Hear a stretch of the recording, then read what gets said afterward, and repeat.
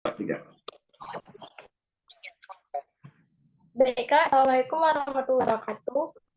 Kami dari presentasikan tugas kami melalui membahas grafi SFC, yaitu supercritical fluid chromatography. Nah, di sini kami akan membahas bocor mengenai analisis asam bosulik dalam suplemen makanan yang mengandung kemenyan iya pada dengan menggunakan kromatografi fluida superkritis. Lanjut.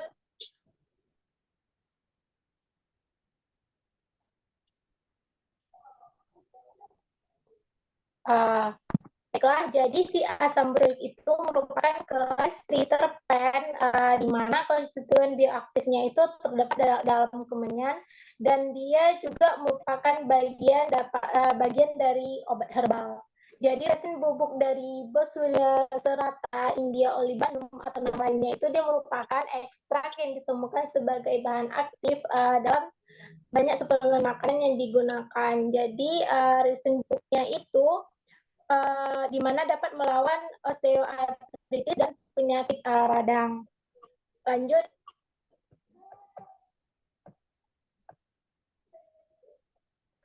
Ini adalah struktur dari asam bosulik dengan beberapa standar.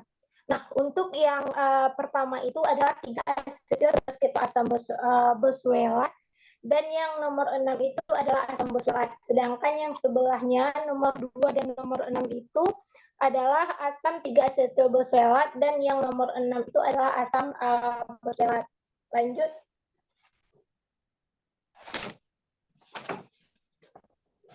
Nah, manfaat dan pengobatannya itu karena pentingnya obat herbal itu dalam pengobatan tradisional maupun konvensional, tidak mengherankan jika analisis asam bosulik itu telah dijelaskan dengan pendekatan yang berbeda. Salah satunya pada penelitian ini dia menggunakan teknik kromatografi udah superkritis, walaupun sebelumnya itu udah pernah dilakukan dengan menggunakan HPLC dalam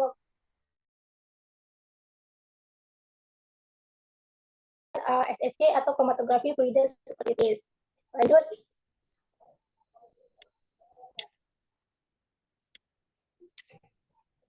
Ini adalah material dan metodenya. Untuk bahan kimianya sendiri itu adalah pelarut yang diperlukan berupa metanol, isopropanol, aditif yaitu amonium hidroksida, amonium asetat, dietilamina, asam fosfat, asam asetat, dan asam format. Terus ada air grade, HPLC, dan karbon dioksida.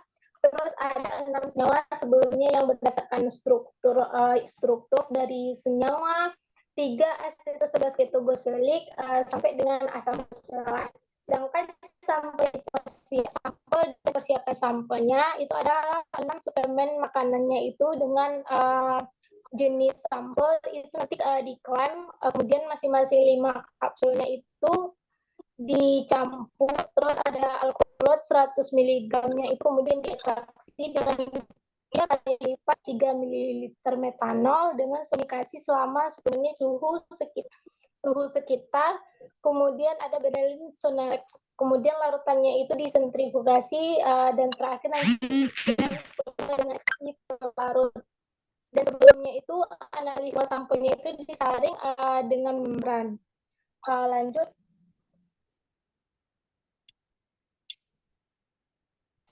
Baik, pembahasan selanjutnya untuk material dan metodenya itu dijelaskan oleh Bang Khairul. Baiklah, selanjutnya untuk metode analisis untuk semua percobaan SFC, sistem Acuity UPC 2 dari Waters, Milford, MA, USA, yang terdiri dari pengelola pelarut binar, oven column, pengelola sampel, dan overginancy, serta detektor PDA. Untuk percobaan SFC-MS, sistem ini digabungkan ke spektrometer massa Wetter-Cepotikidi. Pemisahan terbaik dari ekstrak B sereta dicapai pada kolom PDGs. Dari Waters juga dalam kombinasi dengan fase gerak CO2 yaitu A dan 0,025% amonium hidroksida dalam campuran metanol 2:1 dan asenatril. Elusi dilakukan dalam mode gradien dimulai dengan 95A/5B. Dalam 6 menit komposisi berubah secara linear menjadi 86A/14B. Dan rasio ini dipertahankan selama 1 menit lagi hingga total waktu berjalan 7 menit. Setelah setiap analisis, tolong diekuilibrasi ulang selama 2 menit. Laju alir, suhu kolom, dan ADPR disesuaikan dengan 1,5 ml per menit, suhu 26 derajat Celcius, dan tekanan 1900 psi, masing-masing pada validasi tersebut. 1 liter sampel disuntikkan dan BA dipantau pada 210 ml. Untuk analisis SFCMS, pengaturannya itu identik, hanya cairan selubung saja, yaitu 1 mm amonium asetat dalam metanol dimasukkan dengan kecepatan 0,4 ml per menit, tepat setelah PDA menggunakan antarmuka MS dengan dinamis rasio pemisahan dinamis dari Waters. MS dioperasikan dalam mode AC negatif dengan tegangan kapiler 2,4 kV dan tekanan itu kerucut. Laju alir gas desolvasi nitrogen dan suhu desolvasi yaitu 40 volt, 650 liter per jam, dan 200 derajat Celcius. Selanjutnya, kita akan melihat bagaimana metode validasi kemudiannya. Dengan metode ini ditujukan untuk kontrol kualitas, maka kita memerlukan validasi yang memadai sesuai dengan pedoman ICH. Parameter ditentukan sebagai berikut. Linearitas itu 2,5 mg setiap standar. Senyawa 1-6 yang akan dianalisis itu dilarutkan dalam 2,50 ml metanol. Larutan stok ini diencerkan secara serial dengan metanol untuk menutupi kisaran konsentrasi 1000 hingga 31,2 gram per mililiter. Koefisien determinasi dan persamaan regresi linear dihitung berdasarkan area puncak yang diamati. Untuk selektivitas, bentuk puncak dan konsistensi spektrum UV dalam setiap puncak atau kemudian puncak tersebut menunjukkan tidak ada koelusi atau senyawa yang tumpang tindih. Selain itu, data SFCMS berfungsi sebagai indikator. LOD dan LOQ keduanya dihitung, di mana batas deteksi sesuai dengan 3,3 kali standar deviasi dari intercept Y yang dibagi dengan kemiringan, dan batas kuantifikasi hingga 10 kali rasio ini. Untuk akurasi sampel BS 2022 dengan kandungan BA yang diketahui secara individual dibubuhi dengan 3 konsentrasi yang berbeda, yaitu 1,6 lonjakan rendah 25 gram per mililiter, lonjakan sedang 50 gram per mililiter, serta lonjakan tinggi 75 gram per mililiter yang sebelumnya untuk ekstraksi. Setelah analisis SFC, jumlah yang ada secara teoretis dan yang sebenarnya ditentukan, dibandingkan, dan dinyatakan sebagai tingkat pemulihan dalam persen. Untuk presisi, 5 larutan sampel individu dari BS 2020 disiapkan pada masing-masing 3 hari berturut-turut. Untuk presisi intrahari, hasil yang diperoleh dalam hari yang sama akan dibandingkan. Untuk presisi antar hari, ketiga hari tersebut akan dievaluasi. Selanjutnya untuk hasil akan dijelaskan kembali oleh teman saya, Fajri. Baik, ini adalah hasil dari hasil dan pembahasannya. Di sini untuk pengembangan metode itu ada gambar kromatogram, di mana itu merupakan analisis pengembangan metode terhadap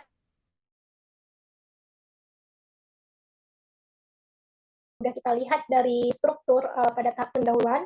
Nah, jadi itu ada gambar A, B, C, dan D. Yang gambar A itu di mana analisisnya di sini dia menggunakan fase diem, yaitu diemnya itu Viridis BEH 2T. Nah, jadi berdasarkan dengan fase diem digunakan, maka gambar A itu menunjukkan bahwa analisis pemisahan dari 6 senyawanya di sini yang nomor A itu menunjukkan masih kurang memuaskan. Sedangkan yang B di sini dia menggunakan metanol, namun hasil 6 standarnya itu juga masih kurang memuaskan dan masih kurang terselesaikan. Untuk yang C ini dia terjadinya peningkatan. Nah, di sini kenapa dia terjadinya peningkatan terhadap analisis asam glukolik pada 6 senyawa? Karena di sini dia menggunakan aditif, salah satunya dari amonium hidroksida. Sedangkan yang D untuk analisis asam glukolik pada 6 standar senyawa tadi di sini yang diperhatikan adalah suhu. Jadi yang nomor D, suhunya yang didapatkan untuk superkritisnya yaitu pada suhu 20 dan 30 derajat Celcius. Sedangkan kalau seandainya lebih dari 30, misalnya dia menggunakan 35, maka efisiensi pemisahannya itu dapat hilang. Itu pada standar yang nomor 4. Lanjut. Nah, yang kedua ini merupakan validasi metodenya. Ini merupakan tabelnya di mana dari tabel ini diketahui bahwa koefisien determinasinya itu lebih tinggi 0,999 dalam konsentrasi yang kira-kira 30 sampai 1000 gram per mililiter. Untuk nilai LOD-nya dan LOD-nya itu berkisar antara 4,6 hingga 5,5 gram per mililiter dan 13,9 sampai 16,7 gram per mililiter. Jadi nilai yang lebih tinggi daripada UPLC PDA itu adalah LOD, yang dimana itu 0,1 hingga 0,5 gram per mililiter dari volume injeksi 3 liter. Lanjut. Nah, untuk hasil dan pembahasan selanjutnya itu akan dijelaskan kembali oleh rekan saya. Baiklah, saya akan menjelaskan metode validasi selanjutnya. Yang pertama, kita akan melihat tabel 2. Tabel 2 ini menjelaskan bahwa analisis sampel komersial menunjukkan sifatnya yang sangat tidak konsisten, baik secara kualitatif maupun kuantitatif. Secara kuantitatif, bisa dilihat sampel BS2023 itu terbukti unik karena satu-satunya tidak mengandung asam 3-asetil 11 keto-boswellik, yaitu zat penanda dalam Pharmacope di Eropa, dan 3-asetil asam boswellik yaitu senyawa 3, kecuali asam boswellik pada senyawa 6 yang selalu ada, yang mana dia itu senyawa dominan, namun dengan variasi yang sangat besar mulai dari 0,88% itu bisa dilihat pada BS2025 hingga 16,94% pada BS2026. Konsentrasinya yang terakhir ini sangat tinggi sehingga larutan sampel harus diencerkan 1:1 sebelum dianalisis. Perbedaan ini disebabkan oleh ekstrak yang berbeda yang digunakan dalam produk. Misalnya pada BS2026 distandarisasi menjadi 85%. Akibatnya jumlah total asam boswellik sangat berbeda dari 2,6 hingga 43,2%. Sebuah pengamatan sebelumnya dilaporkan oleh Katragunta dan rekannya yang telah melaporkan hasil yang serupa, yaitu 2,2 hingga 16,1%. Tabel 2 ini juga bisa kita lihat atau bisa kita lengkapi penjelasannya dengan gambar 3, di mana gambar 3 ini menunjukkan pemisahan campuran standar serta sampel nyata BS2021. Di bawah kondisi SFC yang dioptimalkan pada gambar 3 ini, dalam waktu kurang dari 6 menit, ke-6 standar dapat diselesaikan secara mendasar dan ditetapkan dengan jelas dalam ekstrak tanaman atau produk komersial. Hal tersebut tidak mungkin untuk sepenuhnya memisahkan senyawa 5 dari senyawa B yang puncaknya terlihat bersebelahan pada gambar. Namun, kedua puncak itu memang cukup terpisah sehingga memungkinkan integrasi yang akurat dan dapat diproduksi. Oleh karena itu, kuantifikasi senyawa 1 hingga 6 dalam beberapa produk komersial dilakukan selanjutnya. Satu sampel, yaitu BS2021, diekstraksi 3 kali seperti yang diusulkan sebelumnya. Sisanya bahkan diekstraksi sekali lagi dengan metanol dengan cara sonikasi. Kemudian, ekstrak yang diperoleh diperiksa menggunakan SFC untuk mengetahui kemungkinan adanya DA yang tersisa. Setelah langkah ekstraksi keempat ini dilakukan, tidak ada asam boswellik yang dapat ditentukan dalam larutan masing-masing sampel. Kemudian selanjutnya, pada gambar ini, gambar 4, menunjukkan bahwa selain ke-6 asam boswellik juga memungkinkan untuk menetapkan secara tentatif senyawa lanjut dalam ekstrak. Senyawa yang mengganggu A dan B mungkin adalah asam 3-asetil 9,11 dehidroboswellik dan isomer asam 3-okso-tirosilat. 5 senyawa tambahan, semua turunan dari asam tirukalik, diidentifikasi secara tentatif karena nilai M per Z mereka itu sesuai dengan data yang telah pernah dipublikasikan, sehingga jumlah senyawa yang akhirnya ditetapkan adalah 13. Bahkan jika tidak begitu penting untuk pengaplikasian ini, tetap ada keuntungan lain, yaitu pendekatan ini dalam tidak membebani mass spektrometri. Larutan sampel tersebut harus diencerkan 1:500 dengan metanol sebelum injeksi. Berdasarkan penelitian tersebut dan hasil yang telah kami paparkan, maka dapat kita tarik beberapa kesimpulan. Yang pertama, SFC PDA terbukti sedikit kurang sensitif dibandingkan UPLC PDA. Namun, dalam 5 dari 6 suplemen makanan, ke-6 senyawa penanda dapat ditetapkan. Dan semua komponen fase gerak yang digunakan adalah asam volatil dan asam boswellat terionisasi dengan baik dalam mode Asi negatif. Yang kedua, dapat kita simpulkan bahwa waktu pemisahan yang diperlukan bisa jadi lebih sedikit karena bekerja dalam mode EIC atau kromatogram ion yang diekstraksi.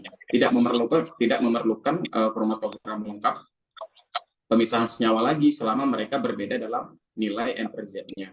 Yang terakhir, dapat kita simpulkan juga bahwa untuk penentuan asam boswellit di pabrik ekstrak atau produk komersil, SFC ini jelas merupakan alternatif yang sangat baik dan alternatif yang sangat unggul dengan teknik yang sudah ada. Penjelasan-penjelasan yang telah kami paparkan itu kami peroleh juga dengan menggunakan beberapa referensi berikut. Baiklah, sekian presentasi kami. Terima kasih. Assalamualaikum warahmatullahi wabarakatuh.